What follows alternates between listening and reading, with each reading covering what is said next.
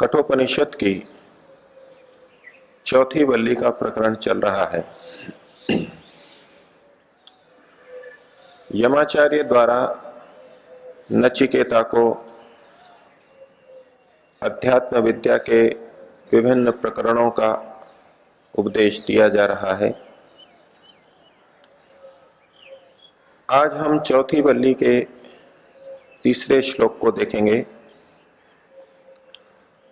श्लोक है, येन रूपम रसम गंधम शब्दान स्पर्शांश्च मैथुनान एते नैव विजानाति किमत्र परिशिष्यते एतत् वैतत्।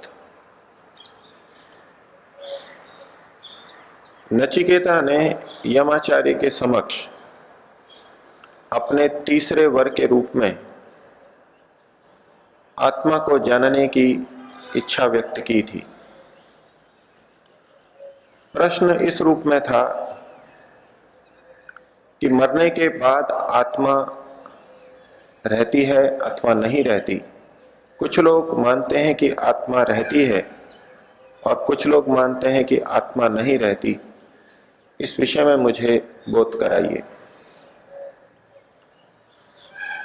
इस श्लोक में आत्मा के अस्तित्व को यमाचार्य समझा रहे हैं। मृत्यु के बाद आत्मा रहती है या नहीं, ये एक आगे का प्रश्न होगा। लेकिन अनेक व्यक्ति इस प्रश्न के अंदर रहते हैं कि आत्मा है भी अथवा नहीं।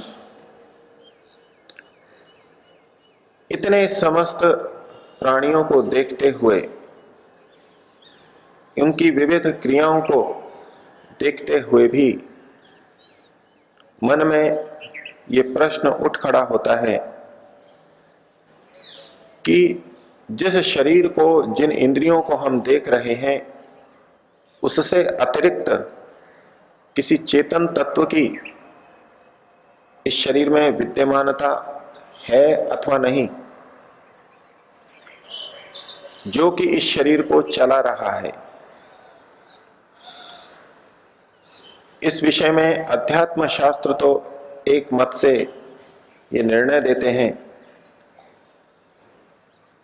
कि इस शरीर को चलाने वाला अंदर बैठा हुआ एक अणु स्वरूप आत्मा है। लेकिन जब वो विज्ञान की तरफ जाता है, विज्ञान की वर्तमान में उपलब्ध पुस्तकों को देखता है, तो वहां इस आत्म तत्व का कोई उल्लेख नहीं मिलता। प्रश्न तो विज्ञान के सामने भी आता है। विज्ञान का विद्यार्थी भी प्रश्न करता है कि आखिर ये गतिविधियां कौन कर रहा है? ये शरीर कर रहा है अथवा इसके पीछे कोई और? तो शरीर इंद्रियों के पीछे तंत्रिका तंत्र को वो देखते हैं, मेरु रज्जु को देखते हैं और उसके भी पीछे मस्तिष्क को पाते हैं। लेकिन मस्तिष्क से परे मस्तिष्क ही शरीर को चला रहा है अथवा मस्तिष्क के पीछे भी कोई तत्व है जो मस्तिष्क को भी प्रेरणा दे रहा है? और यह प्रश्न केवल विज्ञान को पढ़ने से ही नहीं उठ खड़ा हुआ।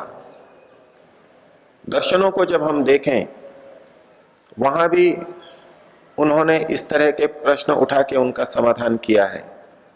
अर्थात इस प्रकार के प्रश्न आधुनिक विज्ञान से पूर्व भी, हजारों वर्ष पूर्व भी मानव मस्तिष्क में, मानव मन में उठते रहे हैं और ये सदा सदा से चला आ रहा प्रश्न है।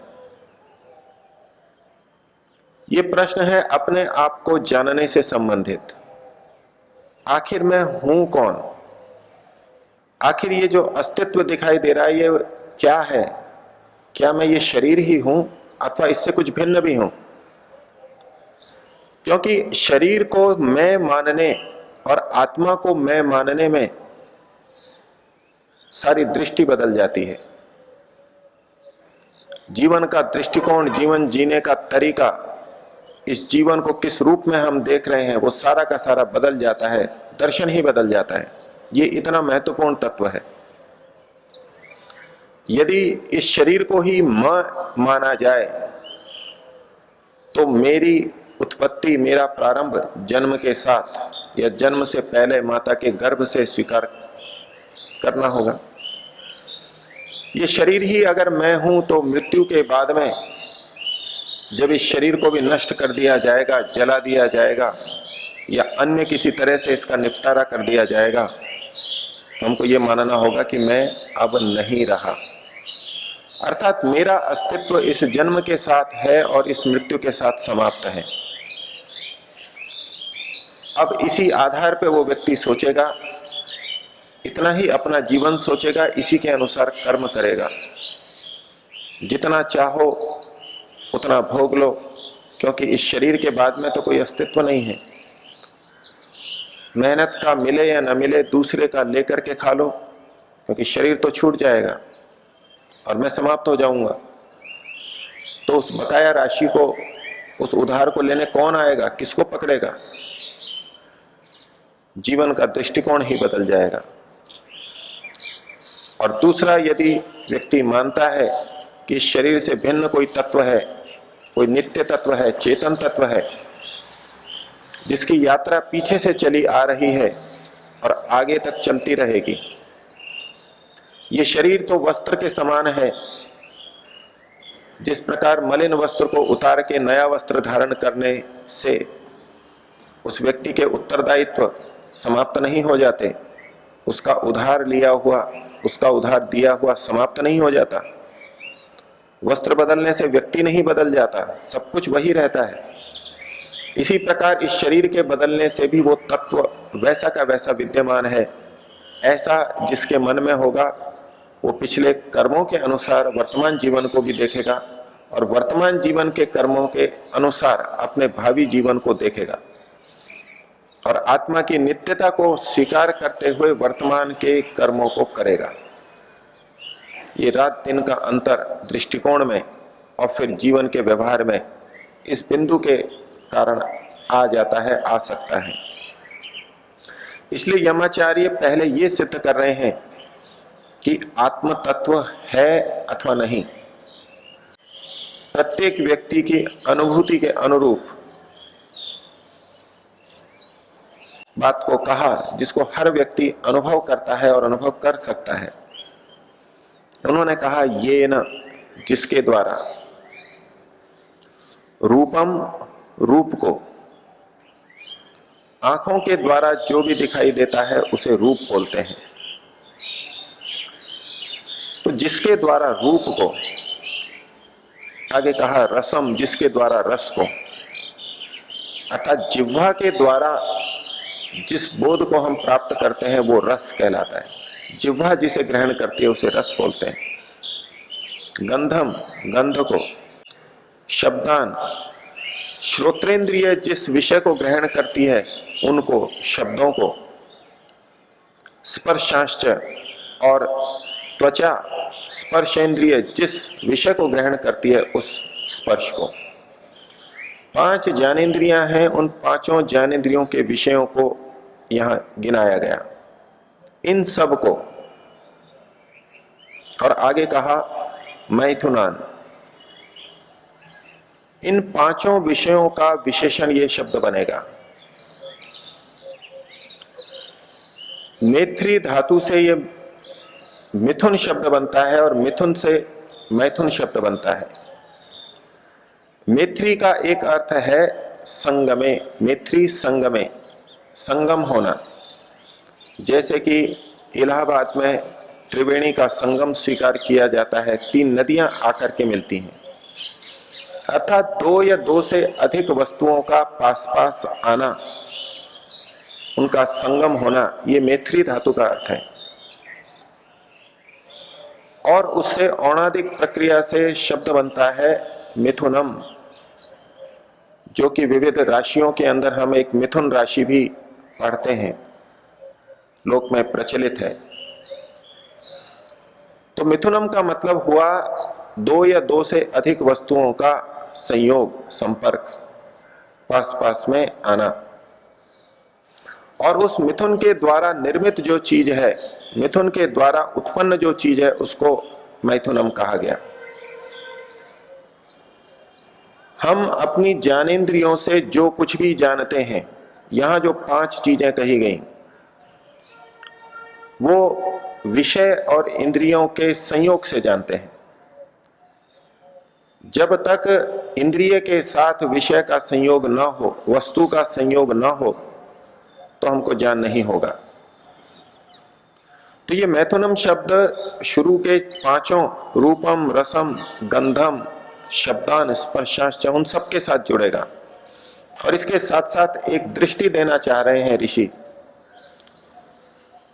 हम विचार करें कि क्या वस्तु का इंद्रिय से संपर्क होता है तभी हमें ज्ञान होता है? स्पर्श के लिए तो हमें बोध होता है कि जब तक त्वचा के साथ में वो वस्तु संपर्क में नहीं आएगी, चाहे वो भोजन करते समय रोटी हो, चावल हो, दाल हो, या बाजार में वस्तु खरीदते हुए कपड़ा हो, या किसी व्यक्ति से हाथ मिलाएं तो उसका हाथ हो, लकड़ी को देखते समय लकड़ी हो, कुछ भी हो, बिना वस्तु के संपर्क के, स्पर्श इंद्रिय के, त्वचा के संपर्क हुए बिना हम उस वस्तु का स्पर्श नहीं जान पाते, वो मृदु है या कठोर है। लेकिन अन्य इंद्रियों के साथ में हमको स्पष्टता से ऐसा दिखाई नहीं देता। हम शब्द को लें, क्या श्रवण इंद्रिय के साथ में शब्द का संयोग होता है? एक तरफ हमको ढोलक बजता हुआ दिखाई दे रहा है, शब्द वहां उत्पन्न हुआ है, शब्द को उत्पन्न करने वाला वो ढोलक है, तो वो वस्तु वहां है और कान यहां है, शब्द का बोध हो रहा है। स्थूल रूप से देखें तो प्रतीत होगा विषय दूर है और श्रवण इंद्रिय दूर है। लेकिन विज्ञान या प्राचीन दर्शन, किसी भी दृष्टि से देखें तो जिस जगह ढोल बजा वो शब्द की उत्पत्ति का स्थान है, लेकिन शब्द वहां से चल के चारों ओर फैलता है, तरंगों के रूप में फैलता है और श्रवण इंद्रिय तक, कान के पर्दे तक पहुंचता है और हमको शब्द का ज्ञान होता है। अर्थात यहां भी श्रवणेंद्रिय के साथ में शब्द का संयोग हुआ। मिथुन के द्वारा, संयोग के द्वारा उत्पन्न ये शब्द का बोध है। स्पर्श का बोध भी मिथुन के द्वारा उत्पन्न है, संयोग के, संगम के द्वारा उत्पन्न हुआ बोध है। गंध को लें तो उद्यान के अंदर गुलाब का पुष्प दूर है और हम दूर हैं। स्थूल दृष्टि से देखें तो दूर के पुष्प का, गुलाब का बोध, उसकी गंध का बोध यहां हो रहा है। हमारी नाक यहां है, पुष्प वहां है, लेकिन उसमें भी अगर हम थोड़ा भी विचार करें तो बोध होगा कि उस गुलाब में स्थित सुगंध के कण वायु के माध्यम से हमारे नाक तक पहुंचे और इससे हमारे को गंध का बोध हुआ। यह भी मिथुन के द्वारा निर्मित बोध है। और रस का बोध हमको स्पष्ट होता है। वस्तु जब तक हमारी जीभ के ऊपर ना आए हमको गंध, रस का बोध नहीं होता, उसका ज्ञान नहीं होता। और इन चारों का भी समझ लें तो रूप का समझना बड़ा कठिन होता है। जिस वस्तु को हम देख रहे हैं वो दूर है, नेत्र हमारे यहां है, वस्तु तो वहां से चल के यहां नहीं आ रही, लेकिन ऋषि कह रहे हैं ये रूप का ज्ञान भी मैथुन जन्य है, मिथुन जन्य है, संयोग जन्य है। प्रकाश उस वस्तु से टकराता है और वहां से कुछ किरणें प्रत्यावर्तित होकर हमारे नेत्र तक पहुंचती हैं। ये प्रकाश ही हमारे नेत्र में पहुंचता है और हमको वस्तु का बोध होता है। वस्तु का सीधा नेत्र से संपर्क नहीं हुआ, लेकिन उस वस्तु का ज्ञान प्रकाश के माध्यम से हमारे तक पहुंचा है, और प्रकाश अग्नि है, अग्नि का ही गुण रूप होता है। तो रूप का बोध भी विषय और इंद्रिय के संपर्क से हुआ। इसको ऋषि ने मैथुनान शब्द से कहा कि पांचों ज्ञानेंद्रियों से जो भी बोध होता है वो संयोगजन्य है, संगमजन्य है। तो ये जो सारा का सारा ज्ञान है, ये न विजानाति, जिसके द्वारा जाना जाता है। दिन रात हम देखें, सुबह उठने से लेकर रात्रि तक इन पांच ज्ञानेंद्रियों से सतत कुछ न कुछ हर क्षण हम जानते रहते हैं, कुछ न कुछ जानते रहते हैं। कितना अधिक ज्ञान प्रति क्षण हम लेते हैं, ये इतना अनुभव गम्य है, इतना हमारे निकट है, इतना हमारे व्यवहार में ओतप्रोत है। तो ये ज्ञान ये न विजानाति, जिसके द्वारा जाना जाता है। सीधे सीधे शब्दों में ऋषि नहीं कह रहे, थोड़ी रहस्यात्मक भाषा में सर्वनाम का प्रयोग करते हुए कह रहे हैं, जिसके द्वारा जाना जाता है।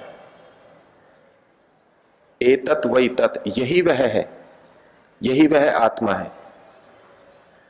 और इतना जिसने जान लिया, तो क्या आत्मा का सब कुछ जान लिया?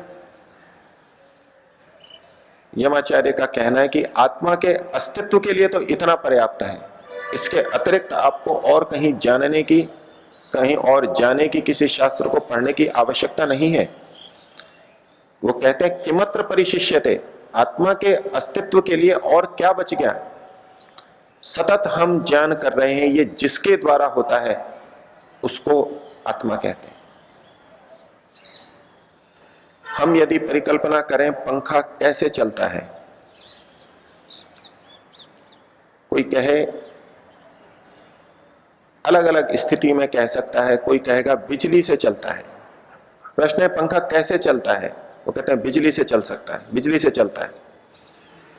कोई परिस्थिति है, कमरे में कोई आया, उसको पता नहीं है ये चलाऊं कैसे इसको, तो उसको क्या कहेंगे? इस बटन से चलता है। पंखा कैसे चलता है? बटन से चलता है, बटन को दबाने से चलता है।